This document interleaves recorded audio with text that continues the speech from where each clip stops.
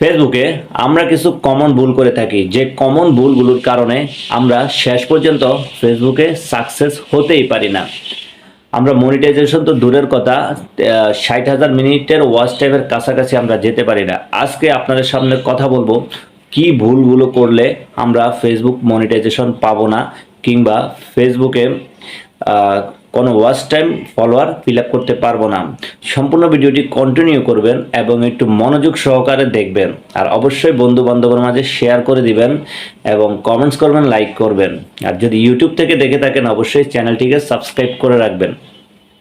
তো প্রথম যে কথাটি হলো, আমরা যে কমন ভুলটি করে থাকি, ধরুন আজকে আমি একটি নতুন পেজ খুলছি, আমি পেজে অনেকের কন্টেন্ট দেখছি যে আমার পেজে আমিও অনেক ভিডিও দিছি যে কমেন্টস করেন, কমেন্টস করলে আপনার পেজে লাইকও বাড়বে, ফলোয়ার বাড়বে এবং ওয়াচ টাইমও বাড়বে।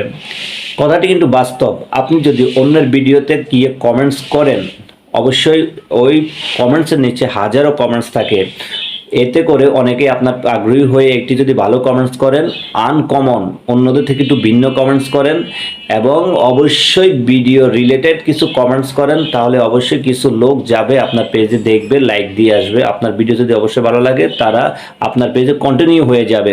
তো আপনারা যখন কমেন্টস করেন, এই কমেন্টসের মধ্যে কিছু ভুল করে আসেন, যে ভুলগুলোর কারণে আপনারা সাকসেস হচ্ছেন না। সেটা হলো, আপনারা যার ভিডিওটি দেখেন সেই ভিডিওটি আপনারা দেখেনই না। যার ভিডিও নিচে কমেন্টস করেন, ভিডিও না দেখে আপনারা কমেন্টসটি করে আসেন। এতে করে ফেসবুক অ্যালগোরিদম আপনাদের পেজটিকে সিলেক্ট করে রাখে এবং আপনি যে কমেন্টস করছেন তার ভিডিওটি না দেখে এটা অবশ্যই ফেসবুকের হিস্ট্রিতে রেকর্ড হয়ে থাকে। আমরা মাঝে মাঝে ইউটিউবে কিছু ভিডিও দেখি, ভিডিও দেখার পরে আমরা এই সেটিংয়ে গিয়ে একটা হিস্টোরি আছে, ওই হিস্টোরির নিচে দেখবেন আপনি কোন ভিডিওটি কত সেকেন্ড দেখছেন, সেটা কিন্তু ইউটিউবে আমরাই দেখতে পারি। অবশ্যই ইউটিউব সেটা দেখতে পারে, অবশ্যই ফেসবুকও সেটাই দেখতে পারে যে আপনি কার ভিডিও নিচে, কার ভিডিও দেখে কমেন্টস করছেন, কার ভিডিও না দেখে কমেন্টস করছেন। এতে করে যার ভিডিও না দেখে কমেন্টস করে আসছেন সেটা ফেসবুকের কাছে একটি স্ক্যাম হয়ে যায়। আপনি ফেসবুক সেটা মনে করে যে এটা, এই কমেন্টসগুলা অবশ্যই সে কোনোভাবে কোনো ওয়েবসাইট থেকে দিয়েছে বা কোনোভাবে নিয়েছে, কারণ তার ভিডিওতে ওয়াচ টাইম নাই, কোনো প্লে হয় নাই, আপনি কমেন্টস করে চলে আসছেন। এতে করে তারও ক্ষতি হলো, আপনার পেজটারও ক্ষতি হলো। অবশ্যই এই কাজটি আপনারা করবেন না, নিজের ক্ষতি টেনে আনবেন না।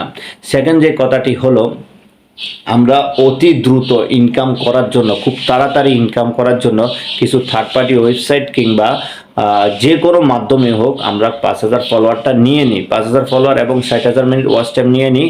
তখন আমরা ফেসবুকের কাছে তখন ইনস্টিম অ্যাডসার সেট আপ চলে আসে। সেট আপটা আসার পরে সেটা মাসের পর মাস এখনো পড়ে আছে। এই ভুল কখনো করবেন না। কখনো আপনার পেজ যখন আপনি ওয়াচ টাইম কিংবা ফলোয়ারটা কিনবেন, দেখবেন আপনার এই যে monetization, content monetization, you follow content monetization policy issue হলো ক্রস হয়ে যাবে। এটা 3 মাস 4 মাসের নিচে আর হবে না। যতক্ষণ এটা গ্রিন না হয় ততক্ষণ আপনি অ্যাডস, ইনস্টিম অ্যাডস পাবেন না। এটা মাথায় রাখবেন।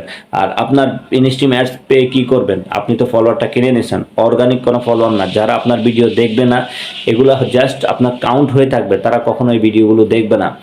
এই ভিডিওগুলো না দেখার কারণে আপনার কখনো ইনকাম আসবে না। আপনার ভিডিও দিতে থাকবেন কিন্তু ইনকাম আসবে না। সো অর্গানিকভাবে 2 থেকে 3 মাস কষ্ট করে আপনি ভিডিও বানান, অবশ্যই আপনি সাকসেস হবেন।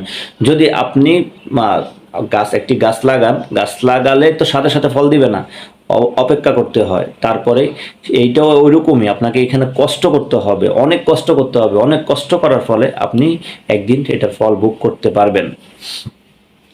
সেকেন্ড হলো, আমরা যারা বিভিন্ন ভিডিও করে করে রিলস, অন্য জায়গা থেকে রিলসগুলা পোস্ট করি, এক সময় গিয়ে আপনার মনিটাইজেশন চলে যাবে। এই কাজগুলো করবেন না। নিজে যা পারেন, যেটাই পারেন, অবশ্যই আপনি একজন মানুষ, আপনার মধ্যে প্রতিভা আছে, যে কোনো একটি প্রতিভা কাজে লাগিয়ে আপনি ভিডিও বানান। আপনার ভিডিও একদিন ভাইরাল হবে, আপনি ইনকাম করতে পারবেন। ধন্যবাদ।